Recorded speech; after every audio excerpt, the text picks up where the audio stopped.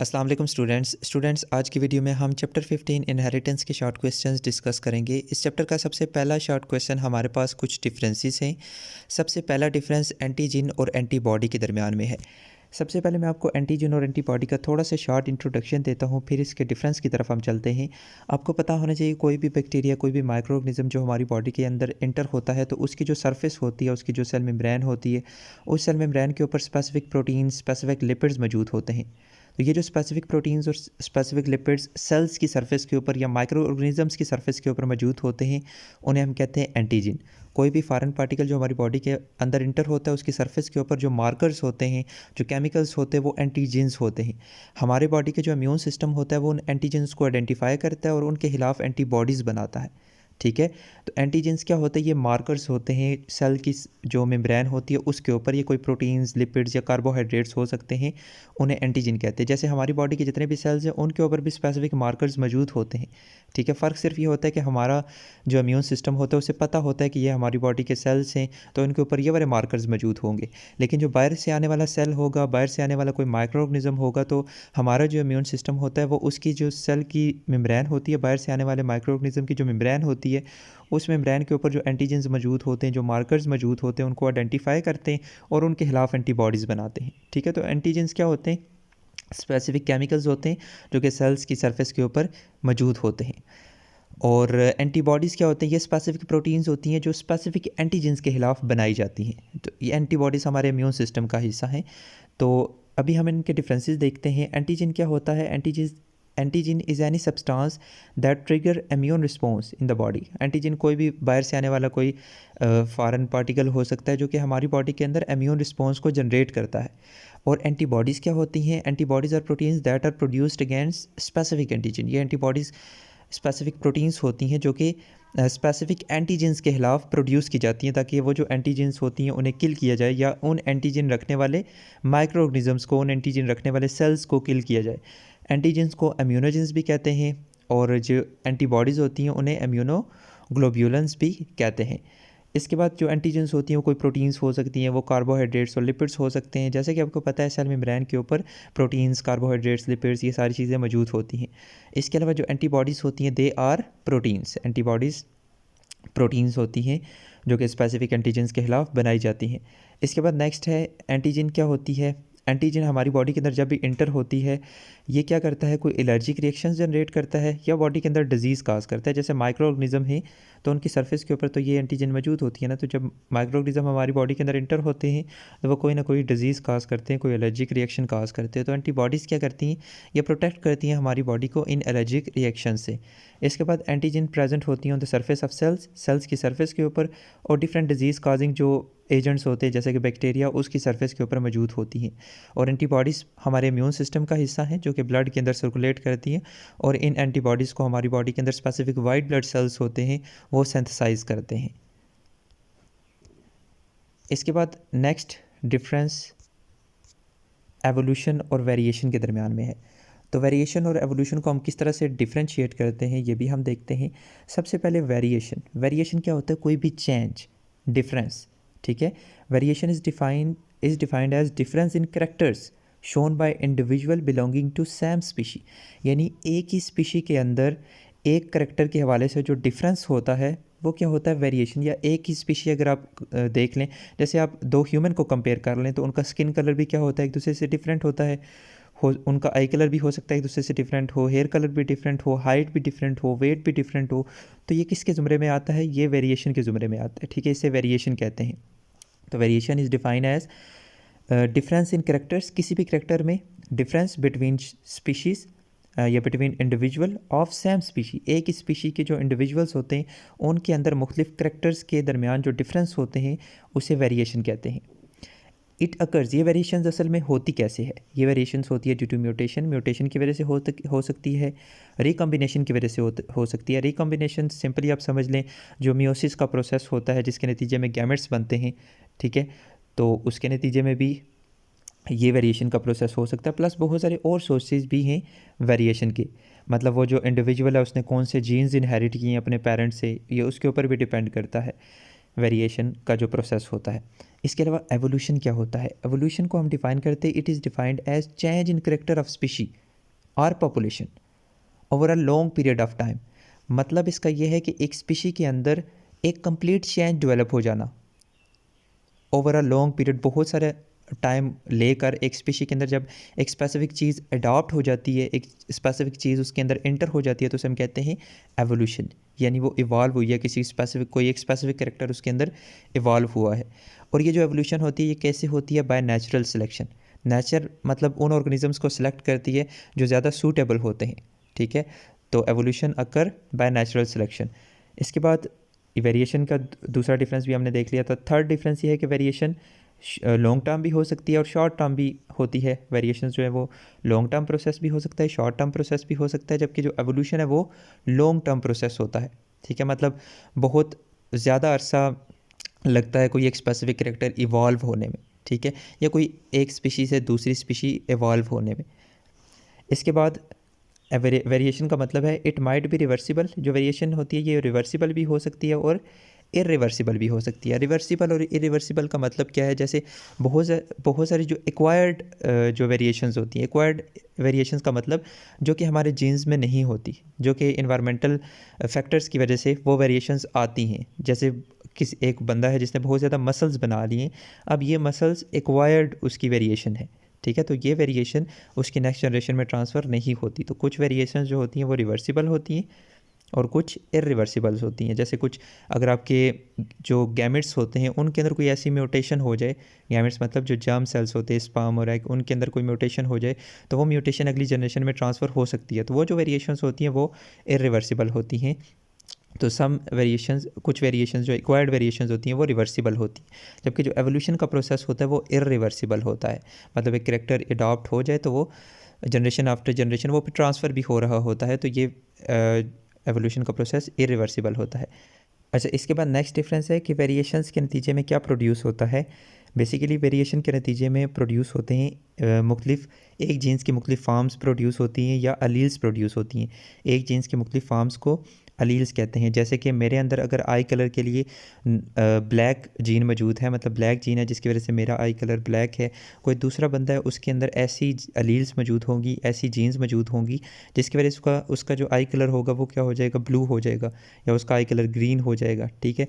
तो ये जो वेरिएशंस होती हैं इन म्यूटेशंस और रिकम्बिनेशन की वजह से आती हैं, और इनकी वजह से म्यूटेशन और रिकम्बिनेशन की वजह से ऐसे डिस्टिंक्ट जीन्स बनते हैं, एक जीन की ऐसी डिफरेंट फॉर्म बनती है जो कि एक डिफरेंट कैरेक्टर शो करती है, ठीक है, डिफरेंट फिनोटाइप शो करती है। तो वेरिएशन के नतीजे में वेरिएशन बेसिकली प्रोड्यूस करती है डिस्टिंक्ट फॉर्म्स किसी एक स्पेसिफिक जीन की, या जीन की जो फॉर्म्स होती है उन्हें अलील्स भी कहते हैं, ठीक है। तो डिस्टिंक्ट फॉर्म ऑफ जीन्स या अलील्स प्रोड्यूस करती हैं ये वेरिएशंस।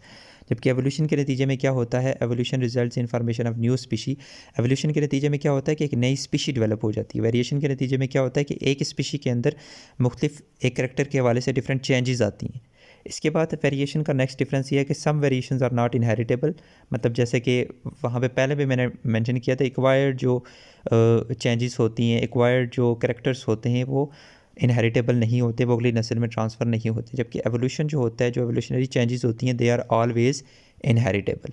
तो ये कुछ मेन डिफरेंसेस थे वेरिएशन और एवोल्यूशन के दरमियान में। इसके बाद हम देखते हैं डिसकंटिन्यूस और कंटिन्यूस वेरिएशन के दरमियान डिफरेंस। डिसकंटिन्यूस वेरिएशन, जैसे कि नाम से ज़ाहिर है कि ये जो वेरिएशंस होती हैं ये डिस्टिंक्ट होती हैं, ठीक है। मतलब कुछ वेरिएशन जैसे आप देख लें, इसमें एग्जांपल मैं आपको देता हूँ। हमारा जो ब्लड ग्रुप है, ठीक है, ब्लड ग्रुप कुछ बंदों का ए होता है, कुछ का बी होता है, कुछ का ओ, कुछ का ए बी, ठीक है। मतलब ये डिस्टिंक्ट फिनोटाइप है। तो डिसकंटिन्यूस वेरिएशंस वो होती हैं जिनके डिस्टिंक्ट फिनोटाइप शो होती है, ठीक है, जो कि डिस्टिंक्ट करेक्टर शो करते हैं। इसके अलावा जैसे आई कलर को भी देख ले तो आई कलर भी एक डिस्टिंक्ट फिनोटाइप है। मतलब कुछ का ब्लैक होगा, कुछ का ब्राउन होगा, ठीक है, कुछ का ग्रीन होगा, कुछ का ब्लू होगा। तो वो वेरिएशन जो डिस्टिंक्ट फिनोटाइप शो करती हैं उन्हें डिसकंटिन्यूस वेरिएशन कहते हैं। जबकि कंटिन्यूस वेरिएशंस जो होती हैं वो डिस्टिंक्ट फिनोटाइप शो नहीं करती, बल्कि वो कंटिन्यूस वेरिएशंस होती हैं they shows complete range of phenotype. वो फिनोटाइप्स की एक कंप्लीट रेंज शो करती हैं। जैसे आप हाइट को देख लें तो कुछ बंदों की जो हाइट होती है वो 5.1 होती है, कुछ की 5.12 होगी, कुछ की 5.13 होगी, कुछ की 5.14 होगी। मतलब ये ये जो हाइट वाली है वो कंटिन्यूस वेरिएशन के अंदर आता है, जिसमें आपको एक कंप्लीट रेंज ऑफ फिनोटाइप जो है वो नज़र आती हैं। जबकि डिसकंटिन्यूस वेरिएशन में कुछ ही फिनोटाइप्स आपको नज़र आती हैं, 2 4 5 6 इस तरह की फिनोटाइप्स नज़र आती हैं। जबकि कंटिन्यूस वेरिएशन में आपको बहुत सारी फिनोटाइप्स एक कंप्लीट रेंज में आती हैं, from one extreme to another extreme. मतलब बहुत कम से लेकर बहुत ज़्यादा तक आपको सारी की सारी फिनोटाइप्स नज़र आती हैं। जैसे कि स्किन कलर को आप देख लें तो स्किन कलर कुछ का जो है वाइट होता है, कुछ का लाइट ब्लैक, मतलब कुछ का ब्राउन, कुछ का लाइट ब्राउन। इस तरह से स्किन के कलर में भी क्या होता है, एक कंटिन्यूस वेरिएशन मौजूद होती है। तो स्किन कलर भी किसके अंदर आता है, कंटिन्यूस वेरिएशन के अंदर आता है।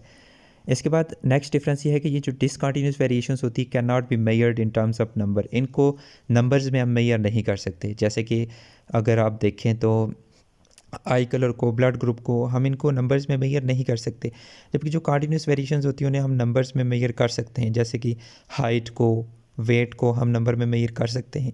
इसी वजह से जो डिसकंटिन्यूस वेरिएशंस होती हैं उन्हें क्वालिटेटिव वेरिएशंस भी कहते हैं, मतलब ये क्वालिटी शो करती हैं। और जो कंटिन्यूस वेरिएशंस होती है उन्हें क्वांटिटेटिव वेरिएशंस कहते हैं, मतलब ये नंबर्स में शो हो सकती हैं। डिसकंटिन्यूस वेरिएशन की एग्जांपल आ जाती है ब्लड ग्रुप, आई कलर, और कंटिन्यूस वेरिएशन में हाइट और वेट वगैरह आ जाता है। इसके बाद नेक्स्ट डिफरेंस ये है कि जो डिसकंटिन्यूस वेरिएशंस होती हैं वो लेस अफेक्टेड होते हैं इन्वायरमेंट। मतलब डिसकंटिन्यूस वेरिएशन के ऊपर इन्वायरमेंट का इफेक्ट नहीं होता।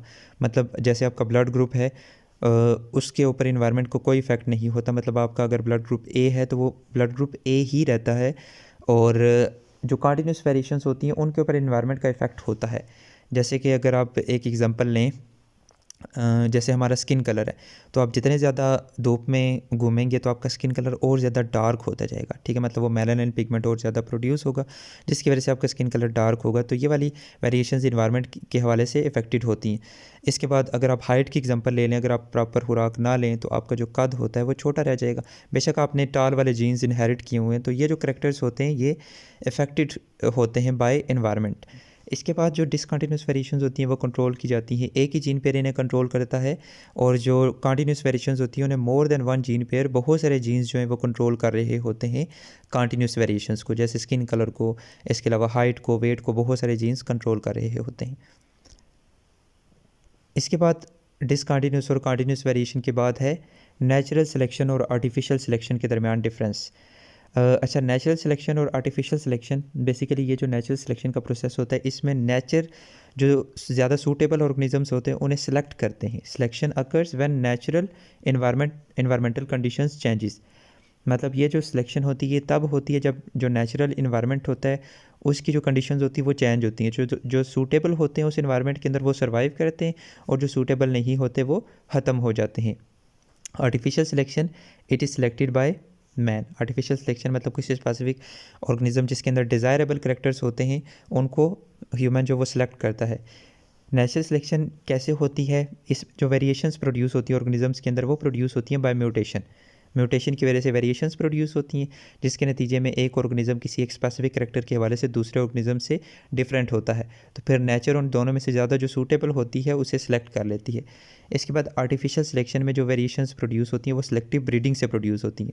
सिलेक्टिव ब्रीडिंग का मतलब उन ऑर्गेनिजम्स को आपस में ब्रीड करवाया जाता है जिनके अंदर ज़्यादा डिज़ायरेबल करेक्टर्स मौजूद होते हैं। हमारी मतलब जो करेक्टर्स हम रिक्वायर कर रहे होते हैं वो करेक्टर्स इन दोनों ऑर्गेनिजम्स के अंदर मौजूद होंगे जो कि एक स्पीशीज़ से बिलोंग करते हैं। तो हम इनको ब्रीड करते हैं ताकि जो हमारी नेक्स्ट जनरेशन है उसके अंदर भी वही करेक्टर्स आएँ। तो सेलेक्टिव ब्रीडिंग के ज़रिए हम जो एक्वायर्ड करेक्टर्स होते हैं उन्हें नेक्स्ट जनरेशन में ट्रांसफ़र करते हैं। इसके बाद it operates in natural population. ये नेचुरल पॉपुलेशन के अंदर ये वाला नेचुरल सिलेक्शन का प्रोसेस ऑपरेट होता है, जबकि आर्टिफिशियल सिलेक्शन का जो प्रोसेस होता है ये डोमेस्टिकेटेड पॉपुलेशन में ऑपरेट होता है। इसके बाद नेक्स्ट ये है कि ये जो नेचुरल सिलेक्शन का प्रोसेस होता है ये स्लो प्रोसेस है, मतलब ये बहुत सारे साल लेता है ये नेचुरल सिलेक्शन का प्रोसेस किसी एक स्पीशी को इवॉल्व करने में। जो आर्टिफिशियल सिलेक्शन का जो प्रोसेस होता है वो फास्ट प्रोसेस होता है। इसके बाद नेक्स्ट डिफरेंस ये है कि natural selection is responsible for great biological diversity. मतलब न्यू स्पीशीज़ जब इंटर होती हैं तो डाइवर्सिटी आती है, बायोलॉजिकल डाइवर्सिटी आती है। जबकि आर्टिफिशियल सिलेक्शन का जो प्रोसेस होता है it is responsible for production of new varieties. Varieties का मतलब ये होता है कि एक ही स्पीशी के अंदर जो एक स्पीशी दूसरी स्पीशी से थोड़ी बहुत डिफरेंट होती है ना, तो वो वेराइटी की कैटेगरी के अंदर आ जाती है। मतलब एक स्पीशी है, उस स्पीशी की कैटेगरी के अंदर फर्दर ऐसी स्पीशीज़ है जो एक दूसरे से थोड़ी बहुत डिफरेंट हैं, ठीक है। मतलब एक, जैसे अगर मैं काऊ की एग्जांपल ले लूँ तो एक काऊ ऐसी है जो कि मिल्क बहुत ज़्यादा दे रही है, एक काऊ ऐसी है जो कि गोश्त बहुत ज़्यादा दे रही है, ठीक है। और एक जो काऊ है जो मीडियम मतलब मीट भी दे रही है और गोश्त भी दे रही है। तो इनमें तीनों जो हैं वो डिफरेंट वेराइटीज़ के अंदर आ जाती हैं एक स्पीशी के अंदर। ये जो तीनों काऊ हैं ये वेराइटीज़ के अंदर आ जाती हैं। ये एक वैरायटी हो गई, ये दूसरी वैरायटी हो गई, ये तीसरी वैरायटी होगी। तो आर्टिफिशियल सिलेक्शन यूज़ की जाती है for production of different varieties या न्यू वेराइटीज़ को प्रोड्यूस करवाने में। इसके बाद हम चलते हैं नेक्स्ट डिफरेंस की तरफ, और नेक्स्ट डिफरेंस जीन और अलील के दरमियान में है। ये डिफरेंस खुद मैंने ऐड किया है क्योंकि ये इंपॉर्टेंट है। अब जीन क्या होता है? Gene is section of DNA that code for specific trait. Gene DNA का एक पार्ट होता है, डीएनए जो कि हमारे क्रोमोसोम के अंदर मौजूद होता है, और ये पार्ट रिस्पॉन्सिबल होता है किसी स्पेसिफिक ट्रेट को कंट्रोल करने में। अब एक जीन की, हमारे अंदर ये बात आप ज़हन में रखिएगा, हमारे अंदर हर एक जीन की दो फार्म्स मौजूद होती हैं। उनमें से एक फार्म अपने मदर से इनहेरिट करते हैं और दूसरी फार्म हम अपने फादर से इनहेरिट करते हैं। जैसे आई कलर के लिए अगर हमारे अंदर एक जीन है ना, तो उस एक जीन की दो फार्म्स मौजूद होंगी। एक फार्म हमने अपने मदर से इनहेरिट की होगी और दूसरी फार्म हमने अपने फादर से इनहेरिट की होगी। और एक जीन की जितनी भी फार्म्स होती हैं ना, उन सारी की सारी फार्म्स को हम क्या कहते हैं? अलील्स कहते हैं। Alleles are different form of gene. तो एक जीन की एक से ज़्यादा फार्म्स भी हो सकती हैं। जैसे आपको पता है हमारा जो ब्लड ग्रुप है उसकी 3 जीन्स होती हैं, IA, IB और स्मॉल आई। मतलब ये जो 3 जीन्स हैं ये कंट्रोल करते हैं हमारे उसको ब्लड ग्रुप को, सॉरी, हमारे ब्लड ग्रुप को। तो कोई भी पर्सन है उसके अंदर ये जो तीनों अलील्स हैं, इन तीनों अलील्स में से कोई सी 2 अलील्स होंगी। किसी के अंदर IA स्मॉल आई होगा, किसी के अंदर IA IB होगा, ठीक है। मतलब इन तीनों में से कोई सी 2 होंगी ऑर्गेनिज्म के अंदर, और उनमें से एक वो अपनी मदर से इनहेरिट करेगा, दूसरा वो अपने फादर से इनहेरिट करेगा। तो एक जीन की जितनी भी फॉर्म्स होती हैं उन्हें अलील्स कहते हैं। लेकिन बंदे के अंदर उन सारी अलील्स में से कोई सी 2 अलील्स मौजूद होती है, जिनमें से एक वो अपनी मदर से, दूसरी वो अपनी फादर से इनहेरिट करता है। नेक्स्ट डिफरेंस ये है कि जीन्स डिटरमाइन करता है कि कौन सी ट्रेट है। जीन डिटरमाइन इंडिविजुअल ट्रेट, मतलब ये जीन आई कलर के लिए है, ये जीन हेयर कलर के लिए है, ठीक है, स्किन कलर के लिए। तो जीन डिटरमाइन करता है पार्टिकुलर ट्रेट को, जबकि जो अलील्स होती हैं वो उसी ट्रेट के अंदर वेरिएशंस को क्या करती हैं? डिटरमाइन करती हैं, ठीक है। अलील्स जो हैं वो वेरिएशंस को डिटरमाइन करती है। जैसे आई कलर्स की जो मुख्तलिफ अलील्स होती हैं उनकी वजह से आई कलर का जो आई कलर होता है वो ब्लू हो सकता है, वो ब्लैक हो सकता है, वो ब्राउन हो सकता है, वो ग्रीन हो सकता है। तो प्रोड्यूस जो अलील्स होती हैं they produce variation for a particular trait. इसके बाद जो अलील्स होती हैं, बेसिकली जीन्स की जो टाइप्स होती हैं उन्हें अलील्स कहते हैं। Alleles are types of genes. जबकि अलील्स की कौन कौन सी टाइप्स हो सकती हैं? Alleles are of 2 types, parental और मैटरनल। मतलब फादर से भी वो अलील आती है और मदर से भी आती है, और डोमिनेंट और रिसेसिव भी होती हैं। बाज़ औक़ात हेटेरोज़ाइगस कंडीशन में ऐसा होता है कि कुछ अलील्स, जैसे एक अलील जब एक करैक्टर के लिए 2 अलील्स आप इनहेरिट करते हैं, उन दोनों अलील्स में से एक अलील अपना इफ़ेक्ट शो करती है और दूसरी अलील अपना इफ़ेक्ट शो नहीं कर पाती। तो इस केस में जो अलील अपना इफ़ेक्ट शो करती है, जो जीन अपना इफ़ेक्ट शो करता है, उसे कहते हैं डोमिनेंट, और जो जीन या अलील अपना इफ़ेक्ट शो नहीं करती उसे कहते हैं रिसेसिव। तो डोमिनेंट भी हो सकती हैं, रिसेसिव भी हो सकती हैं। इसके अलावा जीन की एग्जांपल में आ जाता है eye colour gene, skin colour gene, hair colour gene, और अलील की एग्जांपल में आ जाता है blue eye, black eye, brown eye allele वगैरह, ठीक है। तो अलील्स और जीन्स बेसिकली एक जैसी टर्म्स भी हैं, एक जैसी टर्म ही हैं जिनको अल्टरनेटिव एक दूसरे की जगह यूज़ कर सकते हैं, ठीक है। तो gene particular segment of DNA that controls specific trait, और allele different form of a specific और सेम जीन। इसके बाद नेक्स्ट क्वेश्चन है name source of variations. Variation आपने इससे पहले हम डिस्कस कर चुके हैं। एक करैक्टर के हवाले से जो ऑर्गेनिजम्स के अंदर डिफरेंसेस होते हैं उन्हें वेरिएशंस कहते हैं। तो इन वेरिएशंस के सोर्सेज कौन कौन से हो सकते हैं? एक ऑर्गेनिज्म दूसरे ऑर्गेनिज्म से जो डिफरेंट होता है वो किन सोर्सेज की वजह से होता है? तो सबसे पहला जो सोर्स है वो है क्रॉसिंग ओवर। ये होता है ड्यूरिंग मियोसिस, जब गैमेट्स बनते हैं तो उसके नतीजे में ऐसे क्रोमोसोम बनते हैं जिनके अंदर वेरिएशंस होती हैं, ठीक है। मतलब ये क्रोमोसोम जो पेरेंट के क्रोमोसोम होते हैं ना, मदर और फादर के जो क्रोमोसोम होते हैं उनसे थोड़ा बहुत डिफरेंट हो जाते हैं, ठीक है। इसे रिकम्बिनेशन कहते हैं। मतलब वो क्रोमोसोम के कुछ पार्ट्स जो हैं वो रिमूव होते हैं, वहाँ पर न्यू पार्ट ऐड होते हैं, यानी रिकम्बिनेशन होती है, जेनेटिक रिकम्बिनेशन, ठीक है। तो मदर और फादर से थोड़ा बहुत जेनेटिक मटेरियल जो है वो इसी क्रॉसिंग ओवर की वजह से डिफरेंट हो जाता है। इसके बाद independent assortment of chromosome. Chromosome की इंडिपेंडेंट असॉर्टमेंट होती है during metaphase, one of meiosis. ठीक है, इसके नतीजे में भी इंडिपेंडेंट असॉर्टमेंट ऑफ क्रोमोसोम की वजह से जो होते हैं ना सिस्टर्स और ब्रदर, मतलब जो सबलिंग्स होते हैं वो एक दूसरे से डिफरेंट होते हैं। जो सबलिंग एक तो क्रॉसिंग ओवर की वजह से और दूसरे इंडिपेंडेंट असॉर्टमेंट ऑफ क्रोमोसोम की वजह से जो बहन भाई होते हैं वो एक दूसरे से डिफरेंट होते हैं।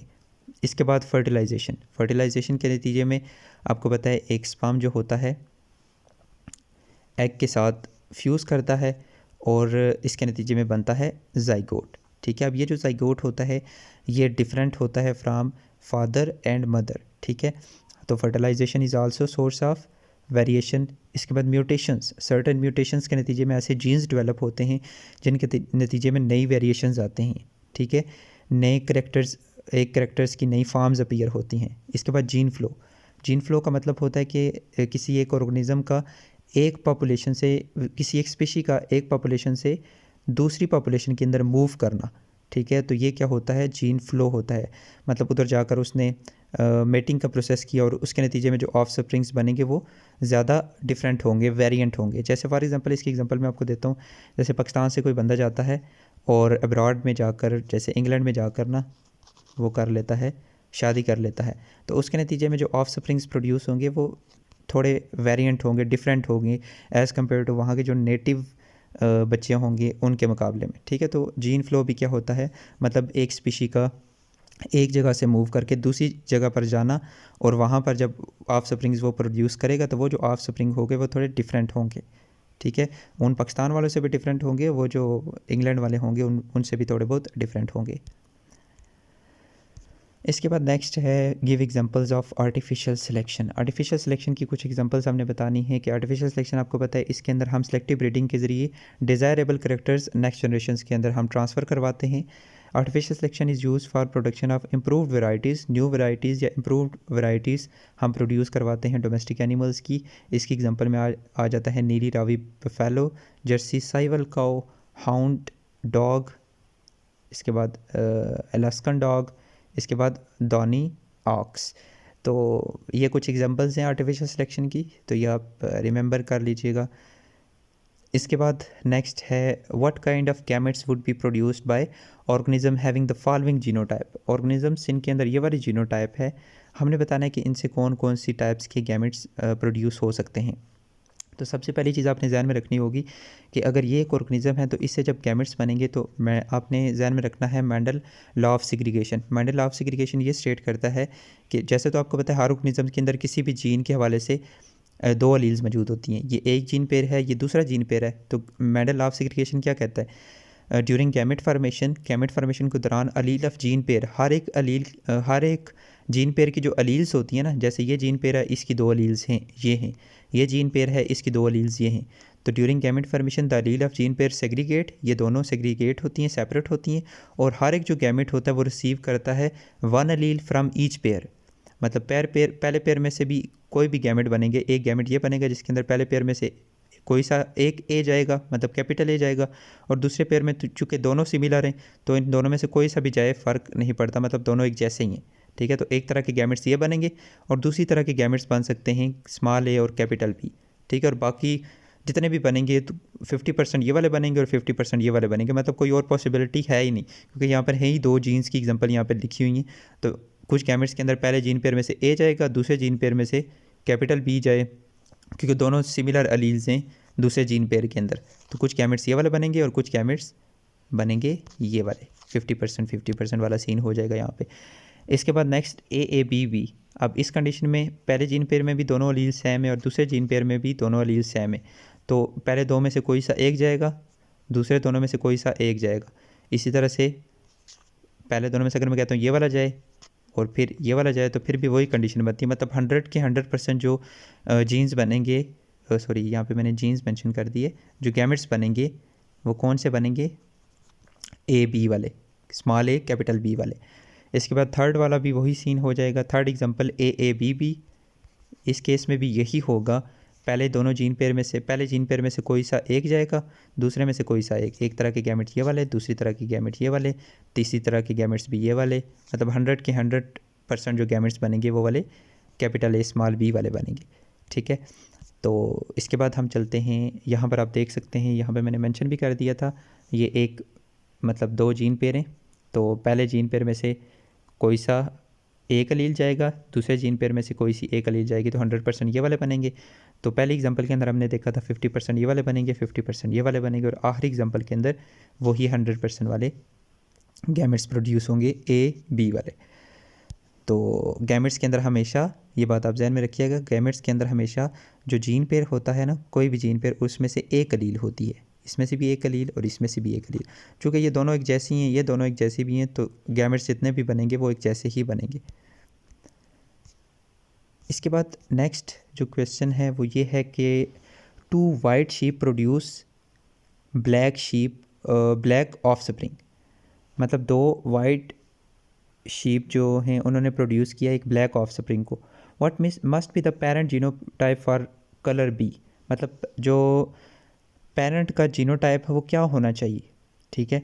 What is the probability of next generation offspring will be black. अच्छा, अब यहाँ पर एक बात, अगर 2 वाइट शीप हैं, उन्होंने मतलब उनका क्रॉस करा तो अगली जनरेशन में ब्लैक प्रोड्यूस हो रही है, तो इसका मतलब ये है कि कलर के हवाले से इन दोनों शीप्स के अंदर ब्लैक मौजूद होना चाहिए। वो इनके अंदर अपीयर नहीं हुआ, मतलब इन दोनों के अंदर वो रिसेसिव कंडीशन में है, ठीक है। तो ये बात आप ध्यान में रखिए, जब वाइट का क्रॉस कराया तो जो ब्लैक प्रोड्यूस हुई है, इसका मतलब दोनों के अंदर ब्लैक जीन मौजूद है, और वो ब्लैक जीन इन दोनों के अंदर अपीयर नहीं हुआ। तो लेट्स एज्यूम के इनके अंदर ये जो स्किन, ये जो कलर है, इस कलर के लिए इस कलर को कंट्रोल कर रहा है एक जीन, ठीक है। और वो जीन है, फॉर एग्जांपल मैं कहता हूँ ए, ठीक है। ये जीन पेयर है, ये एक वाइट शीप के अंदर, और इसका क्रॉस दूसरी के अंदर इस दूसरी के साथ कराया, तो उसका भी जीन जो कलर के लिए है वो ये वाला है, कैपिटल ए और स्मॉल ए। इसमें कैपिटल ए रिप्रेजेंट कर रहा है वाइट कलर को, और स्मॉल ए रिप्रेजेंट कर रहा है ब्लैक कलर को। जब इन दोनों का क्रॉस कराएं तो हम पनट स्क्वायर बनाते हैं। तो मतलब आप ये समझ लें कि उसकी जो होगा ना, पेरेंट होगा, उसकी जीनोटाइप क्या होगी, वो हेट्रोजाइगस होगा। आप कैपिटल ए स्मॉल ए लिखते हैं, आप कैपिटल बी स्मॉल बी लिखते हैं, आप कैपिटल डब्ल्यू स्मॉल डब्ल्यू लिखते हैं। मतलब उसमें जस्ट आपने ये बताना है कि एक उसमें डोमिनेंट है और दूसरी रिसेसिव है। जब आप इन दोनों का क्रॉस करवाएंगे, यानी एक मिनट, ये देखें, एक पेरेंट की गैमेट आपने एक साइड पे रखी है और दूसरे की गैमेट्स आपने दूसरी साइड पे रखी, तो ए मतलब एक तरह के ऑफस्प्रिंग वो बनेंगे जो वाइट होंगे, दूसरी तरह के ऑफस्प्रिंग वो बनेंगे वो भी वाइट होंगे, तीसरी तरह के भी वाइट होंगे। फिर जब ये वाला गैमेट इसके साथ फ्यूज़ करेगा तो ये बनेंगे, ठीक है। मतलब अगर इनको हम 25% कंसिडर करें तो 75% चांसेस होंगे नेक्स्ट जनरेशन में वाइट बनने के, और 25% चांसेस होंगे दोबारा से नेक्स्ट जनरेशन में ब्लैक प्रोड्यूस होने के, ठीक है। तो इसको दोबारा से मैं रीड कर देता हूँ। If 2 white sheep produce black offspring, अगर 2 वाइट शीप ने ब्लैक ऑफस्प्रिंग प्रोड्यूस किया, it means both parents are heterozygous for this trait. मतलब इस ट्रेट के हवाले से दोनों पेरेंट्स हेट्रोजाइगस हैं।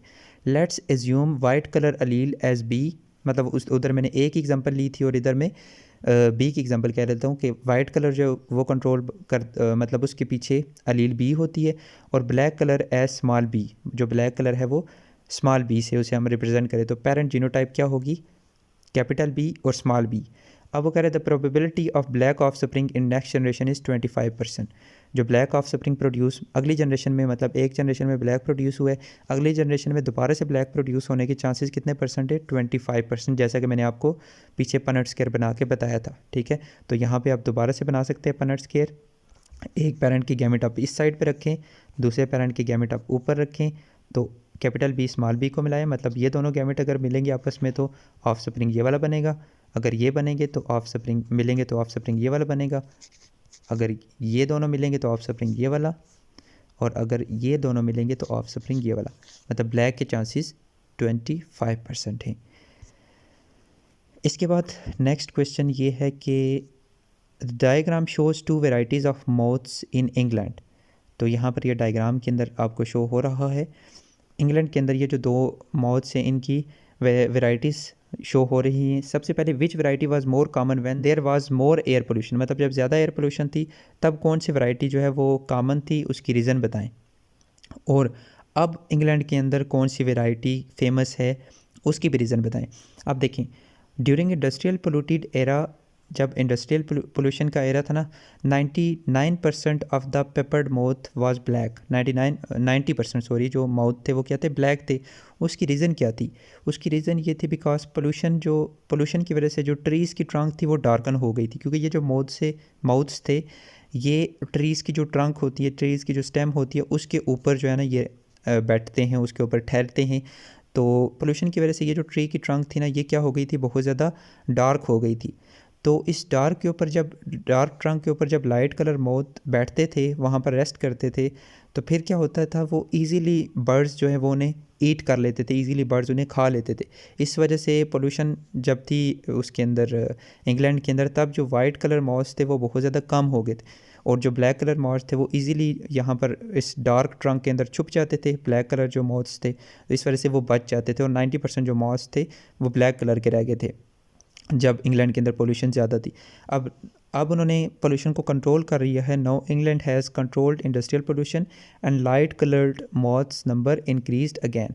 अब जो लाइट कलर मॉथ्स हैं उनका जो नंबर है वो दोबारा से इंक्रीज़ हो गया। ये बी वाले का आंसर है।